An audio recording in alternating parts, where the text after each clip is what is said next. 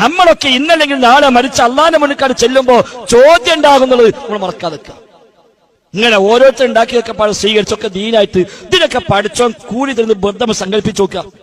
കുത്തുബൈത്ത് ചൊല്ലിയാൽ കൂലിട്ടും, മുഹീദ്ദീമാരെ ചൊല്ലിയാൽ കൂലിട്ടും, ഈ പാട്ടും ബൈത്തിനെ കൂലിട്ടും, ഹദ്ദാദിനെ കൂലിട്ടും എന്നൊക്കെ വിചാരിക്കപ്പെടുന്നത് മനസ്സ് സങ്കല്പിക്കാം. എങ്കിൽ എന്താ സംഭവിക്കാം?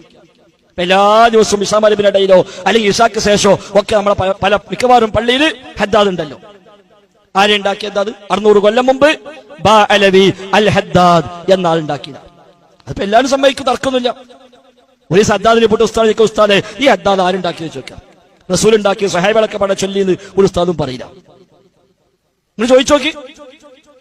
ആ ചോദിക്കുമ്പോ ഉസ്താദ് മോത്ത് എന്താണ് എനിക്ക് വഹാബിക്കണോ ചോദിക്കും. ആയിക്കോട്ടെ പേടില്ല, നിങ്ങൾ ചോദിക്കാം. ഉസ്താദ് റസൂലും സഹാബികളും ചൊല്ലിയതാണോ ഹദ്ദാദ്? വേറെ ഒന്നും വേണ്ട, എല്ലാ ബഹുമാനവും എല്ലാ ആദരവും നിലർത്തിക്കൊണ്ട് ചോദിക്കുക. ഞാൻ അങ്ങനെ ചോദിക്കാൻ പ്രയാസം ഉണ്ടെങ്കിൽ കുറച്ചും കൂടി നല്ല ചോദിക്കാം.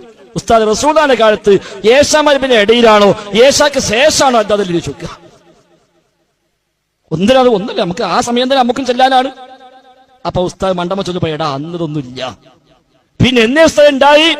ഇതൊരു 600 കൊല്ലം മുമ്പ് ബാ അലവി അൽ ഹദ്ദാദ് എന്നാൾ ഉണ്ടാക്കിയതാണ്. അതുകൊണ്ട് ഹദ്ദാദ് പേര് തന്നെ ബാ അലവി അൽ ഹദ്ദാദ് എന്ന ആളാണ് ഇതിന്റെ ഉപജ്ഞാതാവ് എന്ന് 600 കൊല്ലങ്ങൾക്ക് മുമ്പ്. അല്ലാഹു റസൂൽ വഫാത്തായി പോയിട്ട് 1400 കൊല്ലം അൽയൗമ അക്മൽതു ലക്കും ദീനക്കും എന്ന ആയത്തിറങ്ങിയിട്ട് 1400 ചില്ലാനം കൊല്ലങ്ങളായി. ഇപ്പൊ ഹിജ്റ 1439 നമ്മൾ നിൽക്കുന്നത്. ആയത്തിറങ്ങിയത് ഹിജ്റ 10-ാം കൊല്ലം. അപ്പൊ 1429 കൊല്ലമായി ഈ ആയത്തിറങ്ങിയിട്ട്. ദീന് പൂർത്തിയാക്കിയ ആയത്ത് ഇറങ്ങിയിട്ട് 1429 കൊല്ലം. ഹദ്ദാദ് ഉണ്ടായിട്ട് 600 കൊല്ലം. അപ്പൊ ആയത്തിറങ്ങിയ കാലം മുതൽ 829 കൊല്ലത്തെ മുസ്ലിമീങ്ങളുടെ പള്ളികളിൽ ലോകത്തെവിടെയും ഹദ്ദാദ് ഉണ്ടായിട്ടില്ല. അത് ശേഷം ഹദ്ദാദ് തുടങ്ങി.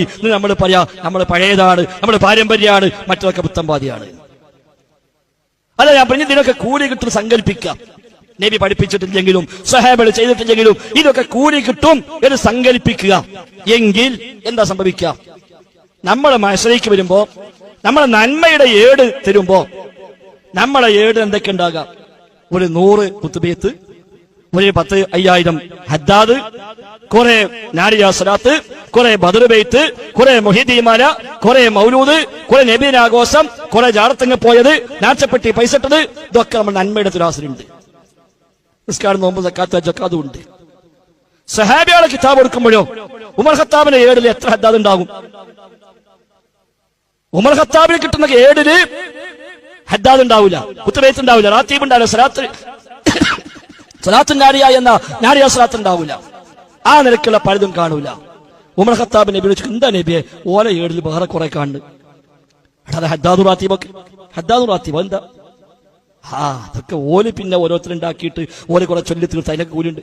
ഉമർ ഖത്താബ് വിടോ? എന്താ നബി നിങ്ങൾ ഞങ്ങളെ പറ്റിച്ചിട്ടേക്കൂലേ?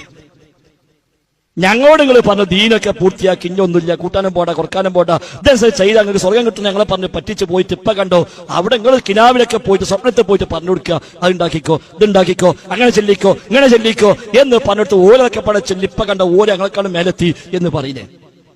ഇതുണ്ടാവോ? അങ്ങനെ സാഹചര്യം ഉണ്ടാവോ സഹോദരന്മാരെ?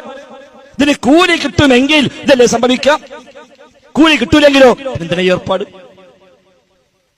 അല്ലെങ്കിൽ തെളിയിക്കാൻ കഴിയണം റസൂലും സഹാബത്തൊക്കെ ഹദ്ദാദ് ചൊല്ലിയിട്ടുണ്ട്, റാത്തീബ് ചൊല്ലിയിട്ടുണ്ട്, കുത്തുബിയത്ത് കഴിച്ചിട്ടുണ്ട്, ഈ വക നേർച്ചപ്പെട്ടേക്ക് പണം എറിഞ്ഞിട്ടുണ്ട് എന്നൊക്കെ തെളിയിക്കാൻ പറ്റണം. അങ്ങനത്തെ ഒന്നില്ല. ഇനി നമുക്ക് ആലോചിക്കാൻ മാണവമാണ്. എന്നാലും വേണ്ടില്ല, ഞങ്ങൾക്കത് മതി, ആയിക്കോട്ടെ, ഒരു കുഴപ്പമില്ല, പറയാനുള്ളത് പറഞ്ഞു കഴിഞ്ഞു മാത്രം. സഹോദരന്മാരെ, അറിഞ്ഞോ അറിയാതെയോ നമ്മൾ പലയിടത്തും ചരിത്രത്തിൽ വഞ്ചിക്കപ്പെട്ടിരിക്കുന്നു.